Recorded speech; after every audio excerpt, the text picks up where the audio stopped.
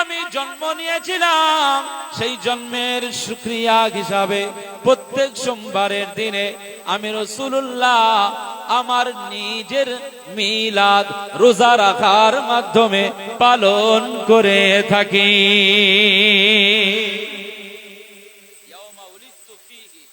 আমি এই দিনে জন্ম নিয়েছিলাম, তাই এই দিনে রোজা রাখি। আল্লাহ এই দিনে আমার নবুয়তের দরজা 40 বছর বয়সে যখন ওহী নাযিল হয়, ওই দিনে নবুয়তের সব কিছু দরওয়াজা খুলে দিয়েছে। দিন প্রচারের সব কিছু মাধ্যম 40 বছর বয়সে এই সোমবারের দিনে আল্লাহ দান করেছিলেন। সেই জন্য আমি সোমবারের দিন করে রোজা রাখি। একবার জোরে বলুন সুবহানাল্লাহ। নিজের মিলাদ নিজে করছেন। আজ আমাদের এই মিলাদটা নাজায়েজ বলে তারা, আসলে এরা নবীর মোহাব্বত আমাদের অন্তর থেকে দূর করে দেওয়ার এদের চক্রান্ত। আচ্ছা, এই মসজিদ বলুন, ওই মসজিদ বলুন, আর গাবতলার মসজিদ বলুন, আমার 2000 আপনাদের বলছি না, আমার দৃষ্টান্ত দিই, আমার 2018 সাল পর্যন্ত বিয়ে শাদী হয়নি। 2018 তখন MA পড়ছি, পড়াকালীন বিয়ে শাদী করেছি। 1.5 বছর পরে আমার একটা আল্লাহ সন্তান দিয়েছে। তো আমি খুশিতে মুসল্লিদের জন্য শুক্রবারে রসগোল্লা বিলিয়েছি। দুটো কারণ, এক আল্লাহর শুকরিয়া, 2 নাম্বার মুসল্লিদের থেকে বরকত নেওয়ার জন্য। আচ্ছা, কোরআন হাদিসে কি বলা হয়েছে যে আব্দুল মুনাইম তোমার ছেলে হলে তুমি জুমার দিনে মুসল্লিদের মিষ্টি বিতরণ করবে? আচ্ছা, জুমার দিনে এরকম মিষ্টি টিষ্টি মাঝে মধ্যে হয় না? হয় না? এটা জায়েজ না না জায়েজ? এটা যদি জায়েজ হয় তাহলে রাসূলুল্লাহর আলোচনা সভা মিলাদ মাহফিল কেন জায়েজ হবে না? সাইয়্যিদুল মুরসালিন রাহমাতুল লিল আলামিন, যেখানে তিনি বলছেন আনা সাইয়্যিদু ওয়ালাদি আদম ইয়াউমাল কিয়ামা, আমি রাসূলুল্লাহ কিয়ামতের ময়দানে সমস্ত আদমে আওলাদদের নেতা হয়ে যাব। জোরে বলুন সুবহানাল্লাহ। সেই নেতার গুণগান হবে, চর্চা হবে, তার সম্পর্কে দরুদ সালাম হবে। মানুষের এখানে আপত্তি, যত বেশি মহব্বত করবেন তত আপনার দরজা বুলন্দ করবে।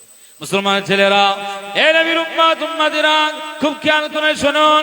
সিদ্দিক আকবর আবু বকর সিদ্দিক রাদিয়াল্লাহু তাআলা আনহু, মুস্তাফার রওজা আকদাসের ভিতরে হযরত আবু বকর সিদ্দিক রাদিয়াল্লাহু আনহুর কবর মোবারক, আমার নবীজির পাশেই তার কবর মোবারক হয়ে গিয়েছে। এ নবীর উম্মত উম্মতিরা, শুনে রাখো, হযরত আবু বকর সিদ্দিক রাদিয়াল্লাহু তাআলা আনহু পৃথিবীর জমিনে হায়াতে থাকা অবস্থায় আমাদের দিন ও দুনিয়ার বাদশাহ ইন্তেকাল হয়েছিলেন। আল্লাহ নবী ইন্তেকালের আগে কোনো ওসিয়াত করে যাননি যে আমার ইন্তেকালের পরে আবু বকরের যখন ইন্তেকাল হবে, আবু বকর ইন্তেকালের পরে সিদ্দিক আকবরকে আমি রাসূলুল্লাহ আমার পাশেই তাকে দাফন করবে। রাসূল পাক সাল্লাল্লাহু আলাইহি ওয়াসাল্লাম ইন্তেকালের আগে কিন্তু এই ওসিয়াত করে যায়নি যে আমার কবরের পাশে আবু বকর সিদ্দিকী ইন্তেকাল হলে তার খবরটা আমার পাশে হবে, এইটা রাসূল বলে যাননি। কিন্তু রাসূল পাকের আবু বকর সিদ্দিকী হুজুরের যে মুহাব্বত, এই মুহাব্বতটাই রাসূল পাকের পাশেই কবর হিসাবে আল্লাহ দান করে দিয়েছেন আবু বকরের। জোরে বলুন সুবহান। মুহাব্বতটাই বড় বিষয়।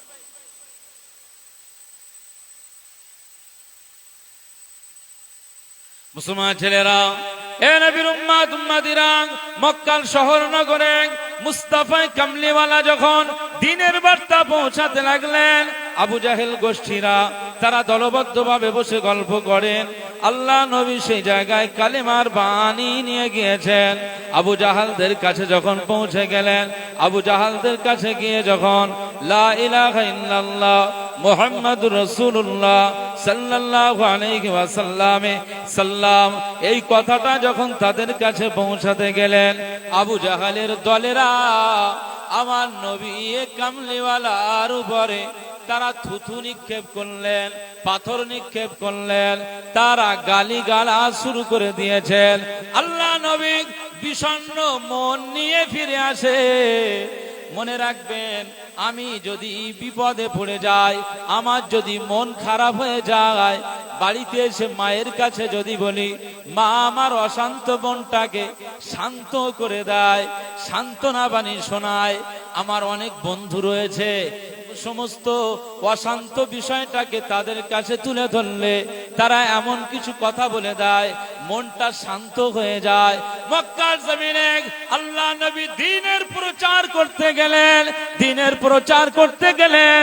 না না না না না, আল্লাহ নবী দ্বীন ও দুনিয়ার বাদশা হাবিবুল্লাহকে, নবী জনাবে মুহাম্মদুর রাসূলুল্লাহকে সাল্লাল্লাহু আলাইহি ওয়াসাল্লাম যখন তাদের কাছে গেলেন, তাদের থেকে থুতু পেলেন, তাদের থেকে পাথরের আঘাত পেলেন, তাদের থেকে ধুলোবালির মুঠা মুঠা ধুলাবালির আঘাত পেয়ে গেলেন, তাদের থেকে গালিগালাজ পেয়ে গেলেন।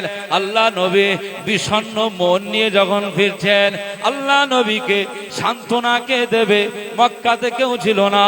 মুস্তাফাকে সান্ত্বনা দেওয়ার আমার আল্লাহ পাক ফেরেশতা জিবরিলকে পাঠিয়ে বললেন, এই ফেরেশতা জিবরিল যাও, চলে যাও, আমার হাবিব নবীকে জানিয়ে দাও, আমার হাবিব নবী জানো মন খারাপ করে না থাকে।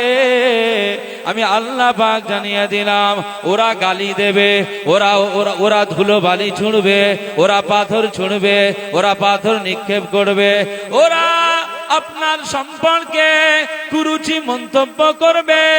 না না না না না, আপনি এতে নারাজ হয়ে যাবেন না, এতে অশান্ত মন নিয়ে চলবেন না, এতে টেনশন ফিল করার কোনো দরকার নাই।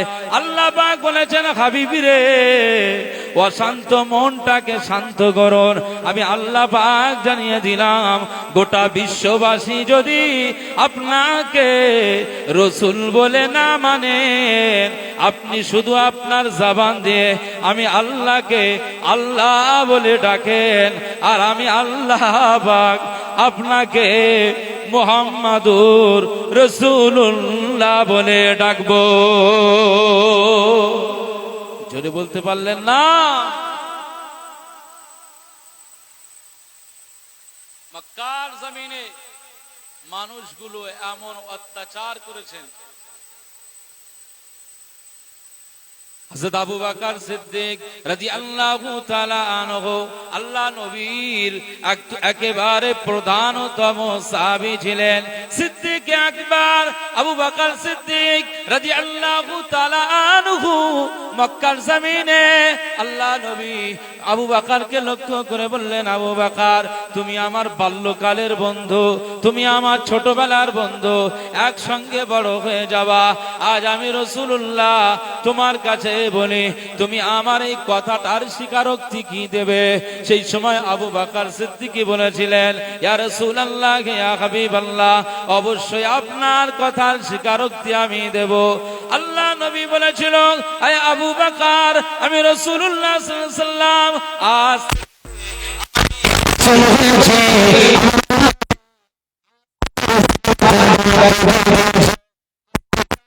নবী বলে ঘোষণা করছে, তুমি কি আমাকে নবী বলে মেনে নেবে?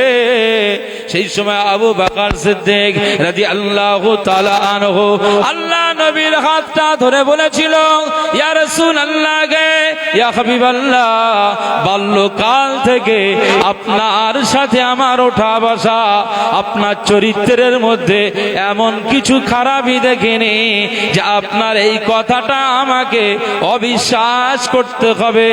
ইয়া রাসূলুল্লাহ, ইয়া হাবিবাল্লাহ, আজ আমি আবু বকর সিদ্দিক রাদিয়াল্লাহু তাআলা আনহু জানিয়ে দিলাম, আজ থেকে যদি আপনি নবী বলে দাবি করেন, তো আমি আবু বকর রাদিয়াল্লাহু তাআলা আনহু আপনাকে নবী বলে মেনে নিয়েছি। জোরে বলেন না সুবহানাল্লাহ। বকর সিদ্দিক রাদিয়াল্লাহু তাআলা আনহু রাসূল পাককে এত বেশি মহব্বত করেছেন যে মক্কার জমিন থেকে আল্লাহ পাক রাসূল পাককে যখন হিজরত করার আদেশ দিলেন, মক্কা শরীফ থেকে রাসূল পাক মদিনাতে যাচ্ছেন, তো সঙ্গে আর কাউকে নিলেন না, নির্বাচন করলেন আবু বকরকে। একবার জোরে বলুন সুবহানাল্লাহ। সিদ্দিক আকবর আবু বকর সিদ্দিক রাদিয়াল্লাহু আনহু মদিনাতে হুজুরের সাথে গেলেন। মদিনাতে গিয়ে হযরত আবু বকর সিদ্দিক রাদিয়াল্লাহু আনহু সব সময় সর্বদা মুস্তাফার নজরবন্দিতে রাখতেন। সব সময় আমার নবীজির যেন কোনো কষ্ট না হয়, কারণ মাতৃভূমি ছেড়েছে, জন্মভিটা ছেড়েছে, এক এতিম নবী, বাপ হারা নবী। অপরদিকে মক্কার কাফের কুখ্যাত দুশমনেরা মুস্তাফাকে অত্যাচার করেছে। সেই মক্কার জন্মভিটা ছেড়ে রসুল পাক এই মদিনাতে এসেছে। যখন রসুল পাক হিজরত করছেন, স্বাভাবিক জন্মস্থানের মহব্বত থাকে না, থাকে না? জন্মস্থানের মহব্বত থাকে না, থাকে না? এই হাতিশালা গ্রামে আপনারা জন্ম নিয়েছেন, হাতিশালা গ্রামে থেকে যদি আপনাদের তাড়িয়ে দেওয়া হয়, জোরপূর্বক আপনার যদি এখান থেকে একেবারে গ্রাম ছাড়া করে দেওয়া হয়, কষ্ট হবে না? হবে না? রাসূল পাকের কষ্ট হয়েছিল, বারবার পিছন দিকে তাকাচ্ছিলেন, বারবার মক্কার দিকে তাকাচ্ছিলেন। আবু বকর সিদ্দিক রাদিয়াল্লাহু আনহু সব সময় সাথে সাথে থাকতেন, সব সময়।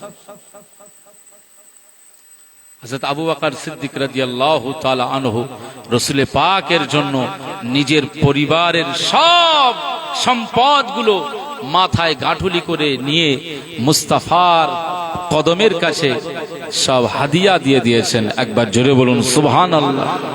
আল্লাহ নবীর ইন্তেকালের পরে সিদ্দিক আকবর আবু বকর সিদ্দিক রাদিয়াল্লাহু আনহু খুব ভেঙে পড়েছিলেন।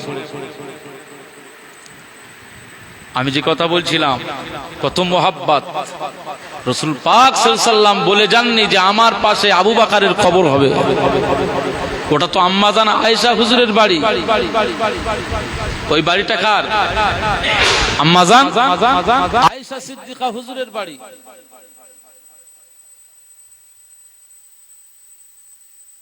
আমরা এখানে, আমি যদি এখনই মারা যাই, তো আপনারা আমাকে কি করবেন? গাড়ি টাড়ি করে নিয়ে আমার অনন্তপুরে দিয়ে আসবেন।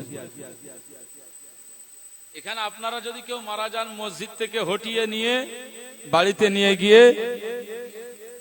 কাপড় খুলে গোসল করিয়ে দিয়ে জানাজা কাফন দাফন করে জানাজা দিয়ে, গ্রামের আপনার যদি নিজস্ব কবরস্থান থাকে সেই কবরস্থানে দাফন হবে। আর যদি আপনার নিজস্ব কবরস্থান, নিজস্ব কবর না থাকে, তাহলে খাস জায়গায় কবরস্থানে আপনাকে দাফন করা হবে। কথা বুঝতে পারছেন?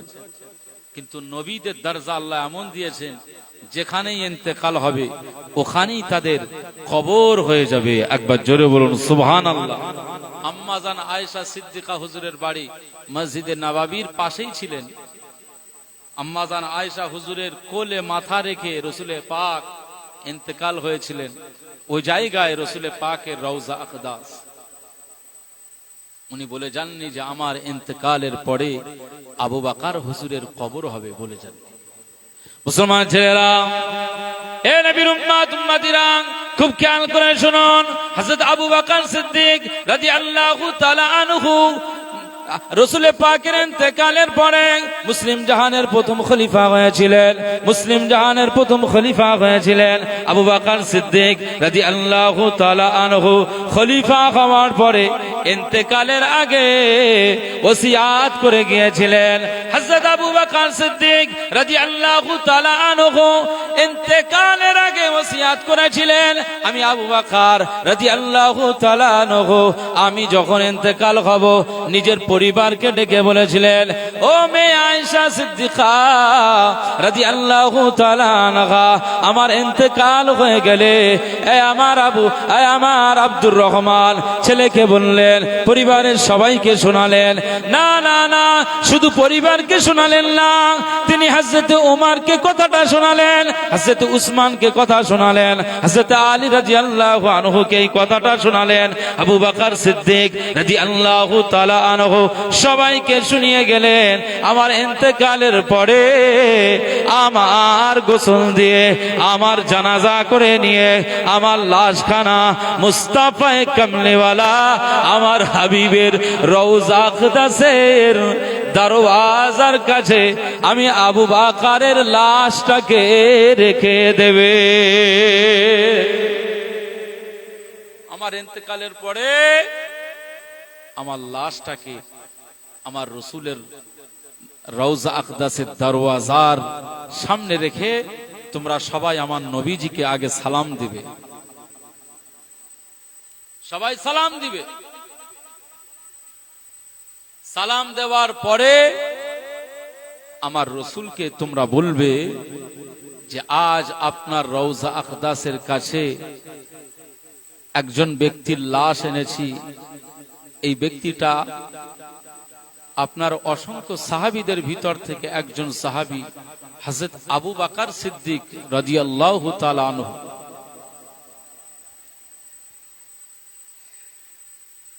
এই আবু বকর সিদ্দিক রাদিয়াল্লাহু আনহুর লাশ আপনার দরওয়াজার কাছে। ওনার ইন্তেকালের আগে উনি বলেছিলেন, ইয়া রাসূলুল্লাহ, ইয়া হাবিবাল্লাহ, উনি ওসিয়াত করেছেন ঠিক এরকম দরওয়াজার কাছে ওনার লাশটা রাখতে, তাই আপনার রওজার কাছে, দরওয়াজার কাছে লাশটা রেখেছি। উনি বলেছেন আপনার কাছে অনুমতি নিতে। কার কাছে অনুমতি নিতে? রাসূলুল্লাহর কাছে। আপনার কাছে অনুমতি নিতে বলেছে। মুসলমান ছেলেরা, এ নবীর উম্মত উম্মতিরা, খুব খেয়াল করে শুনুন। আল্লাহ নবী দিন ও দুনিয়ার বাদশা হাবিবুল্লাহকে, নবী জনাবে মুহাম্মদুর রাসূলুল্লাহকে সাল্লাল্লাহু আলাইহি ওয়াসাল্লামের কাছে এই অনুমতিটা নিতে বলেছিলেন। আবু বকর সিদ্দিক রাদিয়াল্লাহু তাআলা আনহু, হযরত উমর ফারুক, উসমান, আলী রাদিয়াল্লাহু তাআলা আনহুমদেরকে বলেছিলেন আপনারা একটু অনুমতি নেবেন। যদি আমার নবী, আমার মুস্তাফা যদি অনুমতি দেন, তাহলে আমি আবু বকরের লাশটাকে আমার নবীর পাশে দাফন করে দেবে। আর যদি অনুমতি না পান, আমি আবু বকরের লাশখানা জান্নাতুল বাকিতে দাফন করে দেবে। জান্নাতুল বাকিটা কাছাকাছি, 10,000-এর উপরে সাহাবীরা সেখানে রয়েছেন। আম্মাজান ফাতেমা হুজুর শুয়ে রয়েছেন, আম্মাজান আয়েশা সিদ্দিকা রাদিয়াল্লাহু তাআলা আনহা সেখানে সব আছে। হযরত উসমান গনি হুজুর শুয়ে রয়েছে। আবু বকর হুজুরের তামান্না কি ইন্তেকালের আগে যে আমি একটু সারা জীবন আমি আমার নবী নবী করেছি, হিজরতের সাথী হয়েছে, সারা জীবন আমি আমার রাসূলের সাথে দিন গুজরান করে দিয়েছি, আর ইন্তেকালের পরে আমি আবু বকর জান্নাতুল বাকিতে থাকবো, আমার নবীর কাছে থাকতে পারবো না? মুসলমান ছেলেরা, এ নবীর উম্মত উম্মতিরা, হযরত উমর ফারুক রাদিয়াল্লাহু তাআলা আনহু, সেই সময় সাহাবীরা আল্লাহ নবীর দরবারের সামনে গিয়ে সবাই সালাম দিলেন, আসসালাতু ওয়াসসালামু আলাইকা ইয়া রাসূলুল্লাহ, ইয়া হাবিবাল্লাহ, হুজুর আপনার রওজা আকদাসের দরওয়াজার কাছে আজকে একজন লাশ এনেছি, আপনার সাহাবীদের ভিতর থেকে একজন সাহাবীর লাশ নিয়ে এসেছি। এই সাহাবীটির নাম হলো হযরত আবু বকর সিদ্দিক রাদিয়াল্লাহু তাআলা আনহুর লাশ। ইয়া রাসূলুল্লাহ, ইয়া হাবিবাল্লাহ, উনি বলেছেন আপনি যদি অনুমতি দেন, আপনি যদি পারমিশন দেন, ওনার লাশ মুবারক আপনার কবরের পাশে করা হবে, কবরের পাশে দাফন করা হবে। আপনি যদি অনুমতি না দেন, ওনার লাশখানাকে নিয়ে জান্নাতুল বাকিতে দাফন করা হবে। ইয়া রাসূলুল্লাহ, ইয়া হাবিবাল্লাহ, এটা আপনার আবু বকরের তামান্না, ইয়া রাসূলুল্লাহ গে, ইয়া হাবিবাল্লাহ, আপনি কি অনুমতি দিবেন, আপনি কি পারমিশন দিবেন? না না না না। সেই সময় রওজা আকদাসের দরওয়াজা হঠাৎ আবু বকরের জন্য খুলে গিয়েছে। ও নবীর উম্মত উম্মতিরা শুনে রাখো, আল্লাহ নবী সেই সময় রওজা আকদাসের ভিতর থেকে আওয়াজ দিয়ে বলেছিল, উদখুলুল হাবিবি ইলাল হাবিব, উদখুলুল হাবিবা ইলাল হাবিব। না না না না না, আমার আবু বকর আমার হিজরতের সাথে, আমার আবু বকর সর্বপ্রথম আমার কাছে বায়াত গ্রহণ করেছেন। আমার আবু বকর বাড়ির সব কিছু মাল সামান আমি মুস্তাফার জন্য উৎসর্গ করেছিল। না না না না, আজ আমার আবু বকরের তামান্না আমি রাসূলুল্লাহ ফিরিয়ে দিতে চাই না। আমার হাবিবকে, আমার বন্ধুকে আমি রাসূলুল্লাহ আমার রওজার পাশেই আমার আবু বকরের কবর তোমরা করে দাও। জোরে বলতে পারলেন না? নারে তাকবীর।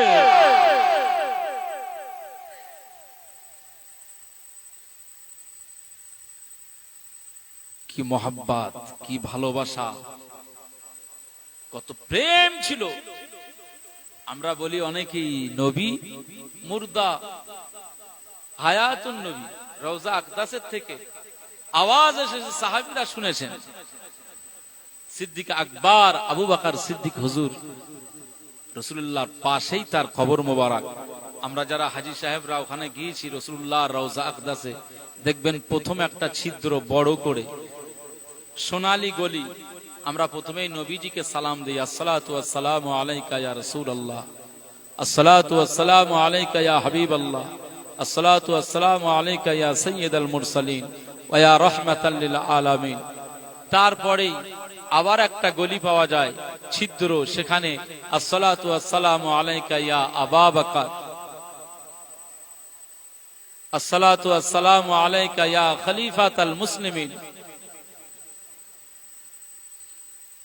তারপরে আরেকটি গলি আছে, ছিদ্র আছে, যেখানে গিয়ে হযরত উমর ফারুক হুজুরকে সালাম দিতে হয়, আসসালাতু ওয়াসসালামু আলাইকা ইয়া উমর ইবনে খাত্তাব রাদিয়াল্লাহু আনহু। তিনজন সেখানে আছেন, সব মুসলমানেরা তিনজনকেই সালাম দেন। একবার জোরে বলুন সুবহানাল্লাহ। ওখানে আর একটা কবরের জায়গা আছে, আর একটা জায়গা আছে ফাঁকা, ওইটা একটা উম্মাতের হবে। এই উম্মাতদের ভিতর থেকে শ্রেষ্ঠ একজন উম্মাত আল্লাহ পাক তিনি জানেন কবে সেই উম্মাতটি আসবে। পৃথিবীর জমিনে অসংখ্য নবীরা এসেছেন, সমস্ত নবীদের আওয়াজ হয়েছিল। আমরা নবী হয়ে যতটা না খুশি হয়েছি, যদি আপনার আখেরি নবীর উম্মাত হতে পারতাম তো আমাদের জীবনটা ধন্য হয়ে যেত, আমরা আরো বেশি খুশি হতাম। নবী মুসা আলাইহিস সালাম বলেছিলেন, আল্লাহ আমাকে যদি আপনার হাবিবের উম্মাত করতেন তো আমি খুশি হতাম। আল্লাহ পাক বললেন, এ ইয়া মুসা ইন্নী ইসতাফাইতুকা আলান নাস বিরিসালাতি ওয়া বিকালামি। আমি আল্লাহ পাক আপনাকে এই জাতির জন্য নবী করেছি, এই জাতির জন্য রিসালাতের দায়িত্ব দিয়েছি। সুতরাং এ নবী মুসা আলাইহিস সালাম, আপনাকে নবুয়াতের এই দফতরটাকেই সামাল দিতে হবে। আখেরি নবীর উম্মাতের দাবি করলেও আমি আল্লাহ কবুল করব না। এই সমস্ত নবীরা আল্লাহর দরবারে উম্মাত হওয়ার বাসনা জাগিয়েছিল, আল্লাহ কবুল করেননি। তবে একদিন নবী ঈসা আলাইহিস সালামের দোয়াটা কবুল করেছেন। এক পাহাড়ের কাছে একটা পাথরের টুকরা ওনার লাঠির আঘাতেই পাথরটা টুকরা হয়ে যায়। তার ভিতরে দেখছেন একজন মানুষ, খুব সুন্দর সুশ্রী মানুষ, আল্লাহর জিকিরে মশগুল রয়েছে। একবার জোরে বলুন সুবহানাল্লাহ। নবী ঈসা আলাইহিস সালাম বলছেন, আপনি কে? বলে আমি একজন আল্লাহর বান্দা। কতদিন? বলে 500 বছর। 500 বছর আমি শুধু তাসবিহ আর জিকির আর আল্লাহর ইবাদতে মশগুল রয়েছি। একবার জোরে বলুন সুবহানাল্লাহ। নবী ঈসা আলাইহিস সালাম বলছেন, আপনার দরজা আল্লাহ কত দিয়েছে? এই 500 বছরে আপনার কোনো গুনাহ নেই। আপনার মতো ব্যক্তি মনে আর কেউ হতে পারবে না। আল্লাহ পাক বললেন, এই নবী ঈসা আলাইহিস সালাম, তুমি এই 500 বছর ইবাদতের দিকে তাকিয়ে তুমি এই ধারণা করছো, এই কনসেপ্ট তোমার ভিতরে এসেছে যে এনার মতো আর কেউ হতে পারবে না। না, আমি আল্লাহ পাক জানাচ্ছি, আমার আখিরি নবী হাবিব নবী, আমার আখিরি নবী হাবিব নবী পৃথিবীতে কিয়ামতের আগে আসবে। তো হাবিবের উম্মাত যারা হবে, সেই উম্মাতদের আমি আল্লাহ যে দরজা দিয়েছি, বছরের একটা রাতে সেই ইবাদত করবে। তো হাবিবের উম্মাতদের ওই এক রাতের ইবাদত 1000 মাসের ইবাদতের চাইতেও আরো বেশি উত্তম হয়ে যাবে। একবার জোরে বলুন সুবহানাল্লাহ। আল্লাহ পাকের নবী ঈসা আলাইহিস সালাম আল্লাহ পাকের দরবারে দোয়া চাইলেন, আল্লাহ পাক আমি ঈসা আলাইহিস সালামকে আল্লাহ আপনি নবুয়তের দায়িত্ব দিয়েছেন, আজকে আমার নবুয়তের দরজা থেকে অপসারণ করে দিন, আমাকে আল্লাহ পাক আখিরি নবীর উম্মাত করে আপনি পাঠিয়ে দেন। আমি আখিরি নবীর উম্মাত হতে চাই। নবী ঈসা আলাইহিস সালামের দোয়াটা আল্লাহ পাকের দরবারে কবুল হয়ে যায়। হে নবীর উম্মাত উম্মাতিরা, অন্যান্য কোন নবীদের দোয়াটা কবুল হয়নি, কেবল আখিরি নবীর জন্য আমার ঈসা আলাইহিস সালামকে আমার আল্লাহ আখিরি নবীর উম্মাত হিসাবে আমার আল্লাহ কবুল করে নিয়েছে। মুসলমানের ছেলেরা, এ নবীর উম্মাত উম্মাতিরা, হযরত ঈসা আলাইহিস সালাম আসবেন, ইমাম মাহদী আলাইহিস সালাম থাকবেন। ঈসা নবী দামেস্কের মসজিদের মিনারায় নামবেন, মিনার থেকে নামবেন, কারণ ঈসা আলাইহিস সালাম মৃত্যু বরণ করেননি। ঈসা নবীকে আমার আল্লাহ জীবন্ত দুনিয়া থেকে উঠিয়ে নিয়েছে। ঈসা আলাইহিস সালাম এখনো আসমানে রয়েছেন। আমার আল্লাহ পাক কিয়ামতের আগে ইমাম মাহদী আলাইহিস সালামের সময়ে দামেস্কের মসজিদের মিনারা থেকে নামিয়ে দেবেন। হযরত ঈসা আলাইহিস সালাম ওই মসজিদে হাজির হয়ে যাবে, ইমামতির দায়িত্ব গ্রহণ করবেন। এ নবীর উম্মাত উম্মাতিরা, খুব খেয়াল করে শুনুন, ঈসা আলাইহিস সালামের যখন ইন্তেকাল হয়ে যাবে, যখন ইন্তেকাল হয়ে যাবে, আমার আল্লাহ পাক নবী ঈসা আলাইহিস সালামকে যখন দুনিয়া থেকে মউত দিয়ে দেবেন, ঈসা আলাইহিস সালামের ইন্তেকালের পরে তার রওজা, তার কবর মুবারকটা অন্য কোন জায়গায় হবে না। না না না, আখিরি নবীকে ভালোবেসেছে, হাবিব নবীকে মহব্বত করেছে, হাবিব নবীকে প্যার করেছে, আখিরি নবীর প্রতি তার এত মহব্বত বেড়ে গিয়েছে, আমার আল্লাহ পাক ঈসা নবীর কবরটা হাবিবের পাশেই জায়গা করে দিয়েছে।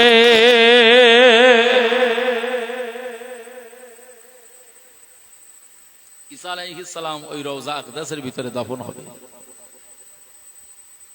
সেই নবীর উম্মাত আমরা, নবীকে মূল্যায়ন করবেন না? আপনার নবী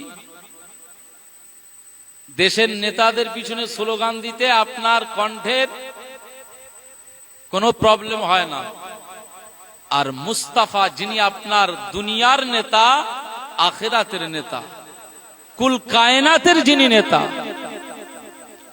সেই নেতার জন্য সময় দেবেন, দরুদ পড়বেন, মুস্তাফার জিকির করবেন। আপনার সমস্যা হয়, সময়ের সমস্যা হয়,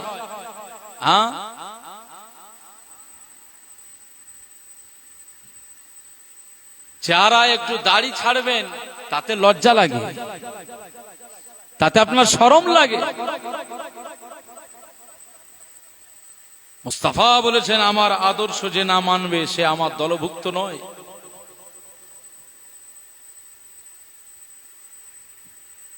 এজন্য সেই রসুলকে ভালোবাসতে হবে, ভালোবাসার মতো বাসতে হবে, হাবিবকে মহব্বত করতে হবে, মহব্বতের মতো মহব্বত করতে হবে। মুখে ভালোবাসার দাবি কোনো দিনের জন্য কেউ মেনে নেবে না। আমি যদি মুখে দাবি করি, আমার বিবিও আমাকে মেনে নেবে না। আমি যদি আমার বিবিকে বলি যে ভালোবাসি, এই মুখের দাবিতে আমার বিবি আমার এই ভালোবাসার মূল্যায়ন করবে না। আমি আমার বিবিকে যদি বলি যে আমি তোমাকে ভালোবাসি, ও বলবে কেমন ভালোবাসো, কই কালকে আমার জন্য একটা শাড়ি নিয়ে আসো। আমি রবিবারে বাপের বাড়ি যাব, জুতো নেই, ওড়না কিনে আনতে হবে।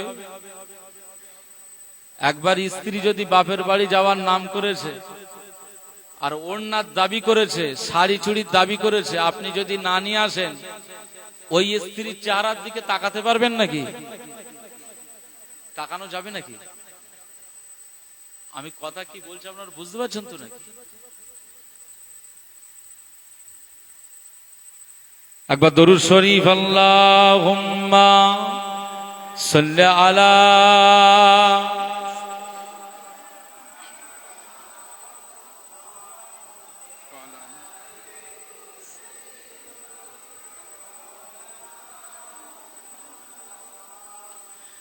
খুব মহব্বতের সঙ্গে মদিনা শরীফের দিকে স্মরণ করুন, রসুল পাকের দিকে স্মরণ করে মহব্বতে দরুদ শরীফ আল্লাহুম্মা সাল্লি আলা সাইয়্যিদিনা মুহাম্মদ ওয়া আলা আলিহি।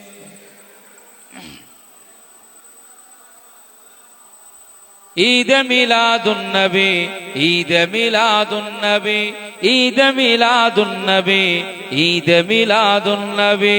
খুশিতে দোলে আজকে সৃষ্টির সবই, খুশিতে দোলে আজকে সৃষ্টির সবই। ঈদ মিলাদুন নবী, ঈদ মিলাদুন নবী, ঈদ মিলাদুন নবী, ঈদ মিলাদুন নবী। রহমত আলাম নবী নূরে মুজাসসাম, সৃষ্টি তাহার নূরে আরশ কালাম। রহমত আলাম নূরে মুজাসসাম, সৃষ্টি তাহার নূরে আরশ কালাম। ধরার বুকে এলে ও গরবি, ধরার বুকে এলে ও গরবি। ঈদ মিলাদুন নবী, ঈদ মিলাদুন নবী, ঈদ মিলাদুন নবী, ঈদ মিলাদুন নবী।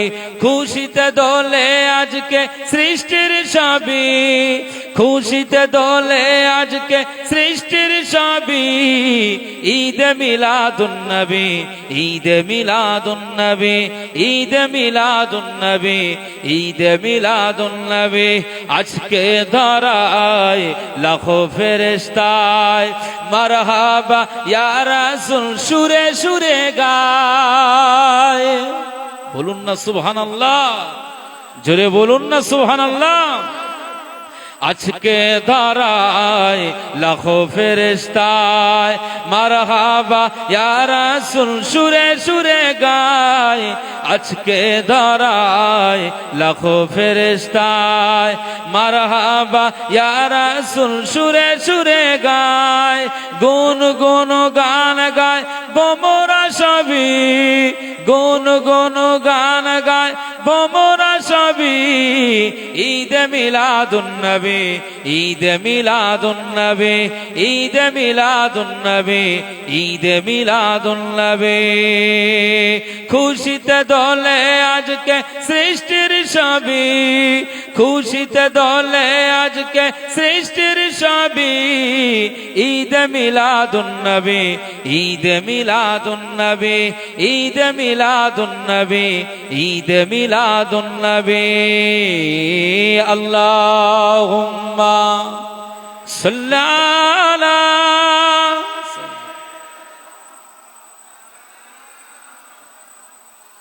ওয়া আলা আলি সাইয়্যিদিনা। ধন্য মা আমিনা পেয়ে শাহে মদিনা, যার প্রেমে এ নিখিল হলো যে দিওয়ানা। ধন্য মা আমিনা পেয়ে শাহে মদিনা, যার প্রেমে এ নিখিল হলো যে দিওয়ানা। সব নবীদের মাঝে তব ছবি, সব নবীদের মাঝে তব ছবি, ঈদ মিলাদুন নবী, ঈদ মিলাদুন নবী, ঈদ মিলাদুন নবী, ঈদ মিলাদুন নবী। খুশিতে দোলে আজকে সৃষ্টির সবই, খুশিতে দোলে আজকে সৃষ্টির সবই, ঈদ মিলাদুন নবী, ঈদ মিলাদুন নবী, ঈদ মিলাদুন নবী, ঈদ মিলাদুন নবী। আল্লাহুম্মা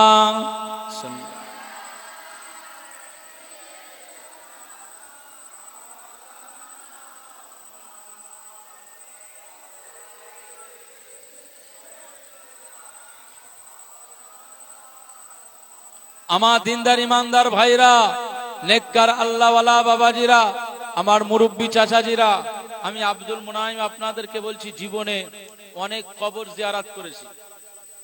আর যেহেতু ইমাম হুজুর হয়েছি মানে বহু মানুষের দাওয়াত বাড়ি যেতে হয়, আব্বা মায়েদের কবর জিয়ারাত করি, এভাবে আমাদের তো বেশি জিয়ারাত হয়েছে।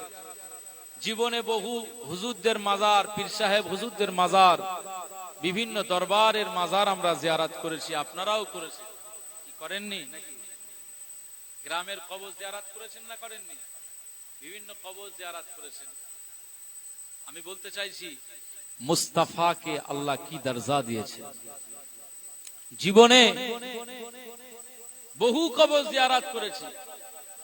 কবরের কাছে দাঁড়ানোর সাথে সাথে চোখ দিয়ে পানি বার হয়ে যাওয়া, এইটা একমাত্র আপনি উম্মাত, আপনার নবী, আপনার নেতার কবরের কাছে যখনই দাঁড়াবেন, চোখ দিয়ে অনর্গল পানি নির্গত হয়ে যাবে। জোরে বলুন সুবহানাল্লাহ। কি দরজাওয়ালা নবী। মুসলমান ছেলেরা, এ নবীর উম্মত উম্মতিরা, আমি আব্দুল মুনাইম আপনাদেরকে বলি, আমি আব্দুল মুনাইম, আমি আমার যেটা ফিল হয়েছে, আপনাদের কি হবে জানি না, কি হয়েছে জানি না, তবে ফিল তৈরি করতে হবে, আশেকে রসুল হয়ে যেতে হবে।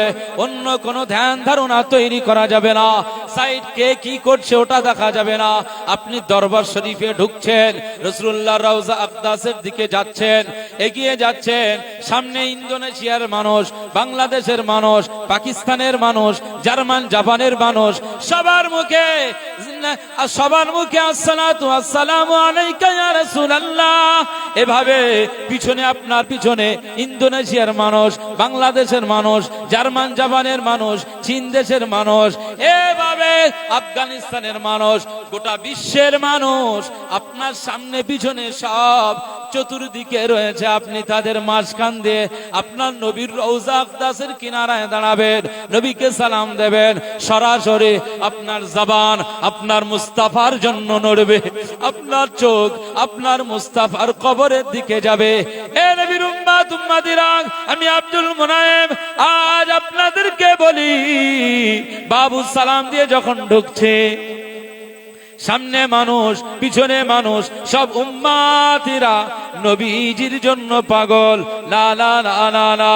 সেই জায়গায় যখন যাচ্ছে, মনে হচ্ছে আমার নেতার কাছে এগিয়ে যাচ্ছে, আমার নেতার কাছে যাচ্ছে, আমার নবীর কাছে যাচ্ছে, যে নবী আমাদের জন্য কাঁদেন, যে নবী আমাদের জন্য কাঁদেন। আমার নবীর রওজা আকদাসের কাছে আমার মতো গুনাহগার উম্মত হাজির হবে, আমার নবী কবর শরীফ থেকে দেখতে পাবেন। এই যে চিন্তা, এই যে ফিল যখন অন্তরে তৈরি হয়ে যায়, মুস্তাফার রওজা আকদাসের কিনারায় গিয়ে যখন আপনি দাঁড়াবেন, আর ওই গলিটা যখন আপনার নজরে চলে আসবে, না না না না, মুস্তাফার রওজা আকদাস দেখবার সাথে সাথেই আপনার চোখ দিয়ে পানি গড়িয়ে যাবে। মুসলমান ছেলেরা, এ নবীর উম্মত উম্মতিরা, আমি আব্দুল মুনাইম, আমার যেটা মনে হয়েছে, আমার রাসূল পাকের রওজা আকদাসের কিনারায় যখন দাঁড়ালাম, আমার মনে হলো আমার নেতার কাছে এসে দাঁড়িয়ে গিয়েছি। আর কোনো টেনশন নয়, আর কোনো চিন্তা নয়, আমি জান্নাতের ভিতরেই ঢুকে পড়েছি। আর জোরে বলুন সুবহানাল্লাহ। মুসলমান, রাসূলুল্লাহ রওজা আকদাস হচ্ছে শ্রেষ্ঠতম দরবার, যে রওজা আকদাসের ভিতরে, যে জায়গায় ফেরেশতা জিবরিল আমিন আলাইহিস সালাম আকাশ থেকে সব সময় আসে, সব সময়। সুবহানাল্লাহ। প্রতি রমজান শরীফে ফেরেশতা জিবরিল আমিন আলাইহিস সালাম আল্লাহ নবীর কাছে আসতেন, যে দরওয়াজা দিয়ে আসতেন ওই দরওয়াজার উপরে লেখা আছে বাবে জিবরাইল আলাইহিস সালাম। জিবরাইল আলাইহিস সালাম ওই জায়গা দিয়ে আসতেন। এ নবীর উম্মত উম্মতিরা, আল্লাহ নবীর কাছে এসে ফেরেশতা জিবরিল আলাইহিস সালাম আল্লাহ নবীকে বলতেন, ইয়া রাসূলুল্লাহ, হে হাবিবাল্লাহ, আমি একটু কোরআন তেলাওয়াত করছি, আপনি কোরআন তেলাওয়াতটা শুনুন। ফেরেশতা জিবরাইল আলাইহিস সালাম ওই দরবারে আল্লাহ নবীর কাছে জিবরিল আমিন আলাইহিস সালাম এই কোরআনুল কারীম তেলাওয়াত করতেন। তেলাওয়াত শুরু থেকে আর নাস পর্যন্ত পড়তেন। গোটা কোরআন তেলাওয়াত খতম করে আমার নবীজির নুরানি কান মোবারকে শুনিয়ে দিতেন। এরপরে ফেরেশতা জিবরিল আলাইহিস সালাম আল্লাহ নবীকে বলতেন, ইয়া রাসূলুল্লাহ, ইয়া হাবিবাল্লাহ, আমার তেলাওয়াত খতম হয়ে গিয়েছে, এবারে আপনার জবান দিয়ে তেলাওয়াত শুরু করে দিন। আমি জিবরাইল আপনার তেলাওয়াতটা শুনে আসমানে যাব।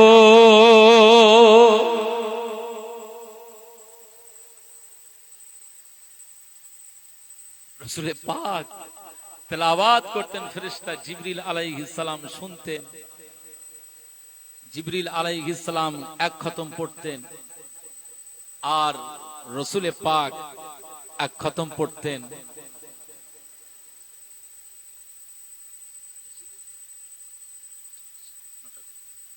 ঠিক আছে,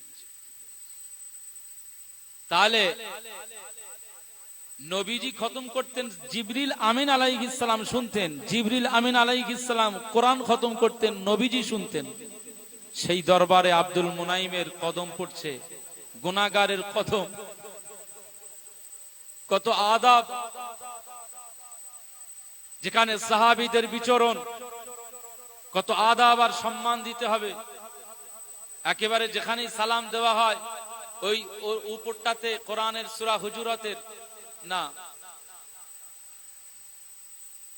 এই আয়াতে কারিমা লেখা আছে, ইয়া আইয়ুহাল্লাযীনা আমানু লা তারফাউ আসওয়াতাকুম ফাওকা সাওতিন নবী। এই ঈমানদারেরা, আমি আল্লাহ পাক বলছি, আমার হাবিবের কণ্ঠের আওয়াজের চাইতে তোমার কণ্ঠের আওয়াজ যেন উঁচু না হয়ে যায়। যদি আমার হাবিবের কণ্ঠের আওয়াজের চাইতে তোমার কণ্ঠের আওয়াজ উঁচু হয়ে যায় তো তোমার ঈমানের দফতর থেকে নাম কাটা যাবে। রাসূল পাকের সাহাবীদের মধ্যে কিছু মুনাফিক ছিল না? নবীজি যখন এরকম বক্তব্য দিতেন, সেই মুনাফিক গুলো এত জোরে জোরে কথা বলতো যে রাসূলুল্লাহর এই কথাটা পিছনে সাহাবীরা যাতে না শুনতে পায়, তাদের টার্গেট ছিল এটা। রাসূল পাক কোনদিন বলেননি যে তোমরা জোরে কথা বলবে না, কিন্তু ডিস্টার্ব ফিল করতো। রাসূল পাক আলোচনা করতেন, আমি এই আলোচনা করছি, এখানে দুজন যদি গল্প করে পরিবেশের বিঘ্ন ঘটবে না? ঘটবে না?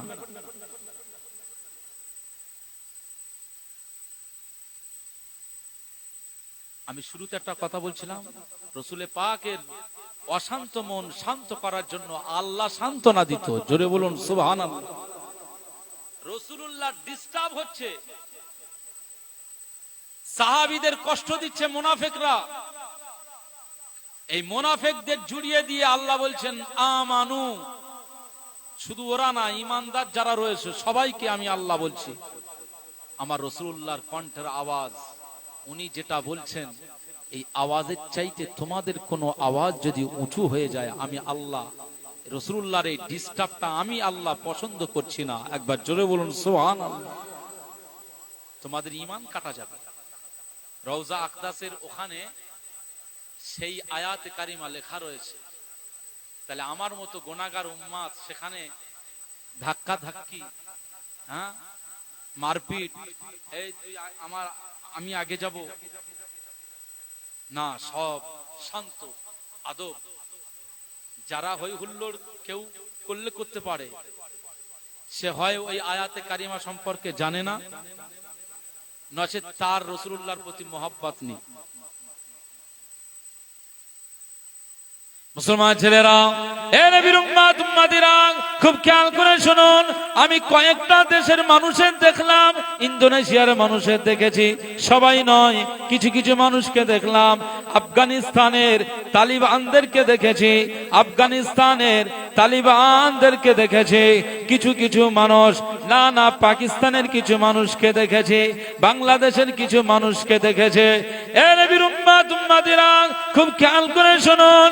আমরা ভারতবর্ষ থেকে গিয়েছি, আমি লক্ষ্য করেছি বিভিন্ন দেশের কিছু মানুষ লালা মুস্তাফার সামনে গিয়ে মাথাটা ঝুঁকিয়ে দিয়ে যেন বোঝাতে চাইছে, ইয়া রাসূলুল্লাহ, ইয়া হাবিবাল্লাহ, আমি আপনার কাছে এসেছি, কিছু চাই না, কিছু চাই না, কিয়ামতের ময়দানে আপনার একটু সুপারিশ আর শাফাআত আপনার কাছে পেতে চাই। কারণ রাসূলুল্লাহ বলেছেন, মান যারা কবরি ওয়াজাবাত লাহু শাফাআতে। আমার ইন্তেকালের পরে, আমার মউতের পরে, আমার রওজা আকদাসের কিনারায় কেউ এসে যখন দাঁড়িয়ে সালাম দেবে, আমি রাসূলুল্লাহ সাল্লাল্লাহু আলাইহি ওয়াসাল্লাম জানিয়ে দিলাম, ওই ব্যক্তিটার জন্য, ওই উম্মতটার জন্য আখিরাতে আমি রাসূলুল্লাহ আমার শাফাত আর সুপারিশ করাটা ওয়াজিব হয়ে যাবে। যদি বলতে পারলেন না, তো এরকম মাথাটা ঝুঁকিয়ে দিয়ে যেন সে বলতে চাইছে যে আমার সুপারিশটা করবেন ইয়া রাসূল। সেই মহানতম দরবারে এখানের প্রত্যেকটি মানুষ, হাতিশালার যত মানুষ এখানে আছেন, আমি আল্লাহ পাকের কাছে দোয়া চাই, উম্মত যখন আমার নবীর আমরা হয়েছি, প্রত্যেকটা উম্মত যেন তার নেতার দরবারে হাজির হতে পারে। আমি আল্লাহ পাকের কাছে দোয়া চাইছি, ওখানে দোয়া চেয়েছি, কারণ এই মহানতম দরবারে না আসলে কোন উম্মতের মন শান্তি পাবে না। কি মহানতম দরবার!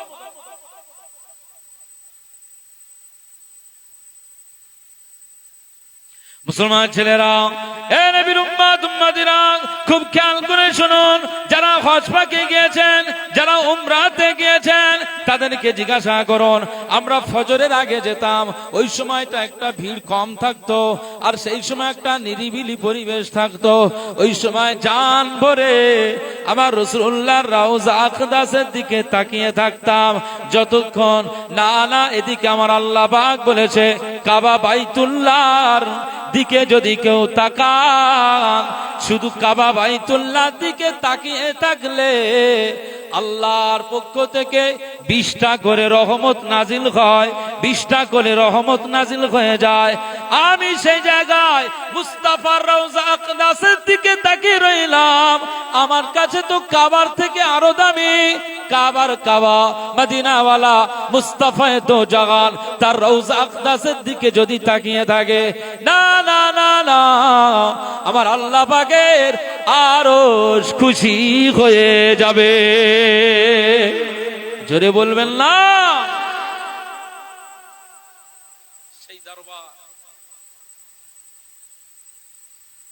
মুস্তাফায়ে কামলেওয়ালা উম্মত দিগাকে কতটা ভালোবাসেন। আল্লাহ নবী দিন ও দুনিয়ার বাদশা হাবিবুল্লাহকে, নবী জানাবে মুহাম্মদুর রাসূলুল্লাহকে সাল্লাল্লাহু আলাইহি ওয়াসাল্লাম পাক জবানে জানিয়ে দিয়েছেন, লিকুল্লি নাবিয়্যিন দাওয়াতুন মুস্তাজাবাতুন। আল্লাহ নবী বলেছেন, আমার সাহাবীরা, আমি রাসূলুল্লাহ সাল্লাল্লাহু আলাইহি ওয়াসাল্লাম জানিয়ে দিলাম, গোটা পৃথিবীর জমিনের উপরে আল্লাহ পাকের অসংখ্য নবীরা এসেছেন।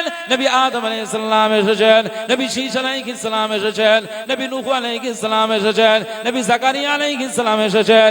এভাবে নবী ঈসা আলাইহিস সালাম পর্যন্ত 1 লাখ ইখতিলাফ 2,24,000 পয়গম্বররা এসেছেন।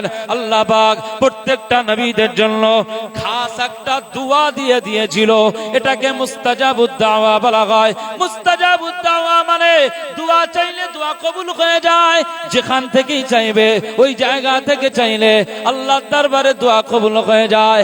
এ নবীর উম্মত উম্মতিরা, আল্লাহ নবী বলেছেন সমস্ত নবীদের জন্য আল্লাহ পাক একটা করে মুস্তাজাবুদ দাওয়া দোয়া দিয়ে রেখেছিল।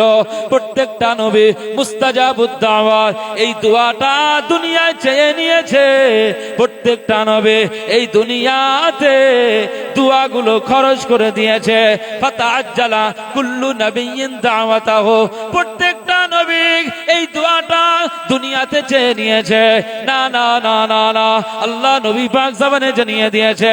আয় আমার সাহাবীরা, আমি রাসূলুল্লাহ সাল্লাল্লাহু আলাইহি ওয়াসাল্লাম জানিয়ে দিলাম, ওয়া ইন্নী ইখতাবাতু দাওয়াতি, আমি রাসূলুল্লাহ সাল্লাল্লাহু আলাইহি ওয়াসাল্লাম ওই দোয়াটাকে আমি রিজার্ভে রেখে দিয়েছি, ওই দোয়াটাকে সংরক্ষণ করে রেখে দিয়েছি, ওই দোয়াটাকে আমি আমার হেফাজতে রেখে দিয়েছি। আমি রাসূলুল্লাহ সাল্লাল্লাহু আলাইহি ওয়াসাল্লাম ওই দোয়াটা দুনিয়াতে খরচ করব না, দুনিয়াতে খরচ করে দেব না, দুনিয়াতে চেয়ে নেব না। একদিন আমার এই দোয়াটাকে আমি কাজে লাগাবো। সেটা কোন দিন? না না না, শাফাআতাল লি উম্মতি ইয়াউমাল কিয়ামা, কিয়ামতের ময়দানে আমার গুনাহগার উম্মত উম্মতিরা, কিয়ামতের ময়দানে আমার গুনাহগার উম্মত উম্মতিরা যখন আমার আল্লাহ পাক ফয়সালা করে দেবেন, আমার আল্লাহ পাক নিজের সম্পর্কে জানিয়ে দিয়েছেন, আলাইসাল্লাহ বিআহকামিল হাকিমিন, আল্লাহ ছাড়া আর কোন হাকিম উত্তম বিচারক আপনি পাবেন না। কিয়ামতের ময়দানে সূক্ষ্ম বিচার করে আল্লাহ পাক জান্নাতি আর জাহান্নামের ডিফারেন্স করে দেবেন। এ নবীর উম্মত উম্মতিরা, আল্লাহ নবী দিন ও দুনিয়ার বাদশাহ হাবিবুল্লাহকে নবী জনাবে মুহাম্মদুর রাসূলুল্লাহকে সাল্লাল্লাহু আলাইহি ওয়াসাল্লাম বলেছেন, এ আমার সাহাবীরা, আমি রাসূলুল্লাহ সাল্লাল্লাহু আলাইহি ওয়াসাল্লাম জানিয়ে দিলাম কিয়ামতের ময়দানে আমার উম্মতদিগকে আমার আল্লাহ যখন জাহান্নামী ঘোষণা করে দেবে, আমার উম্মত উম্মতিরা সব জাহান্নামের দিকে চলে যাবে, কেউ জাহান্নামের ভিতরে পড়ে যাবে, কেউ জাহান্নামী হয়ে যাবে। এই পরিস্থিতিতে আমার কাছে সংবাদ চলে আসবে, ফেরেশতা জিবরিল আমিন আলাইহিস সালাম আমার কাছে সংবাদ দিয়ে দেবে, ইয়া রাসূলুল্লাহ, ইয়া হাবিবাল্লাহ, আপনার উম্মত উম্মতিরা জাহান্নামে রয়ে গিয়েছে, কেউ জাহান্নামের ঘোষণা পেয়ে গিয়েছে। সেই সময় আমি নবীজি আমার উম্মতদিগকে আমি অনেক ভালোবাসি, অনেক মহব্বত করি। আমার উম্মত উম্মতিদের আমি রাসূলুল্লাহ অনেক ভালোবাসি, অনেক মহব্বত করে। আমি কিয়ামতের ময়দানে আমি রাসূলুল্লাহ সাল্লাল্লাহু আলাইহি ওয়াসাল্লাম কিয়ামতের ময়দানে একটা জায়গা থাকবে যেটাকে মাকামে মাহমুদ বলা হয়। ওই মাকামে মাহমুদে সিজদায় পড়ে যাব, সিজদাতে গিয়ে ওই মুস্তাজাবুদ দাওয়ার এই দুআটা আল্লাহ পাকের কাছে চাইবো। আমার আল্লাহ পাক মুহাম্মদুর রাসূলুল্লাহর সেদিনের জবানের কথাটা ফেলে দেবে না। আমার আল্লাহ পাক তোমাদের নবীজির কথাটাকে কবুল করে নিয়ে আমার আল্লাহ পাক কোটি কোটি কোটি কোটি কোটি কোটি গুনাহগার উম্মত উম্মতি দিগকে আমার আল্লাহ পাক জান্নাতি বানিয়ে দেবে। জোরে বলতে পারলেন না? وإني اختبأت دعوتي شفاعة لأمتي يوم القيامة, কিয়ামতের ময়দানে এই পরিস্থিতিতে আমি ওই দোয়াটা কাজে লাগাবো।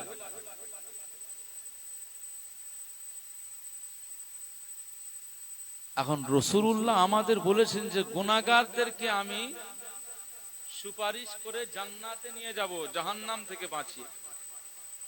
তাহলে এর মধ্যে না বসে থেকে চলেন আমরা গাঁজা খাই। এর মধ্যে না থেকে চলেন আমরা একটু ওই লটারি কেটে আসি। চলেন ওখানে পুতুল বিক্রি হচ্ছে, চলেন পুতুলগুলো কিনে নেই, ঘরের শোকেসে রেখে দিই, দিন রাত ওই পুতুল দেখে বার হব আর আসবো।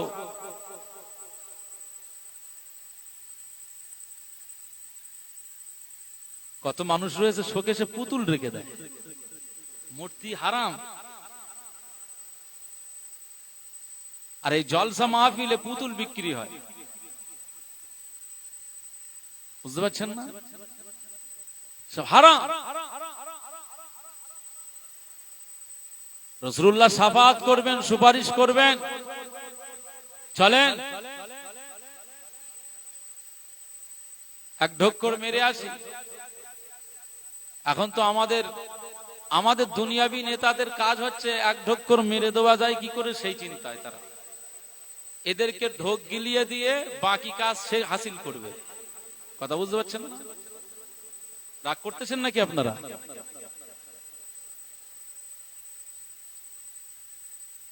উম্মাতের শিরোপা নিতে হবে, উম্মাতের সার্টিফিকেট নিতে হবে। জান্নাতের শুভ সংবাদ 10 জন সাহাবী পাওয়ার পরেও কি নামাজ ছেড়েছিল, রোজা ছেড়েছিল, হারাম কাজ করেছিল, মিথ্যা বলেছিল? একটা দেখাতে পারে। এটা হচ্ছে আমাদের বদমাইশি। আর এই ইবাদত আমল করতে করতে করতে করতে মাঝখানে একটা ভুল হয়ে যায়, ত্রুটি হয়ে যায়, অন্যায় হয়ে যায়। তার গুনাহ আল্লাহ মাফ করার জন্য রাসূলুল্লাহর শাফাআত সুপারিশের ব্যবস্থা করেছেন। একটু তাকবীর দেন, নারায়ে তাকবীর, নারায়ে তাকবীর। আমার হুজুর কিন্তু আমার উস্তাদ হন, আমরা হুজুরের কাছে পড়েছি। যাই হোক, আমার হুজুরের সম্মানার্থে আমি একটু দাঁড়াচ্ছি। একটু তাকবীর দেন, নারায়ে তাকবীর, নারায়ে তাকবীর। আমরা ছাত্র সব চুপসে যাচ্ছি, হুজুরের দেহ সেই আগাগোড়া একই আছে। যাই হোক, আলহামদুলিল্লাহ, আজ হাতিশালা গ্রামের মসজিদের মিলাদুন নবীর মাহফিল বলুন জিন্দাবাদ। সিলসিলায়ে ফুরফুরা শরীফ জনাব হাফিজ মাওলানা মোহাম্মদ কুতুবউদ্দিন সাহেব হুজুর কেবলা, নারায়ে তাকবীর। আমি যতটুকু আলোচনা করলাম মুস্তাফা সম্পর্কে, মুস্তাফার প্রেম, রাসূলের প্রেম, ভালোবাসা অন্তরে আল্লাহ বেশি বেশি দান করুন। ওই রওজা আকদাসে হাতিশালার সবাইকে, আমাদের সবাইকে আল্লাহ ওই দরবারে রওজা আকদাসের কিনারায় দাঁড়ানোর মতো আল্লাহ তৌফিক দান করুন। বলুন সকলে আল্লাহুম্মা আমিন। আজ এ মাহফিল আল্লাহ কবুল করুন, আমাদের নাজাতের ওসিলা বানিয়ে দেন। বলুন আল্লাহুম্মা আমিন। ওমা আলাইনা ইল্লাল বালাগ। আসসালামু আলাইকুম ওয়া রাহমাতুল্লাহি ওয়া বারাকাতুহু। যারা বাইরে আছেন পাক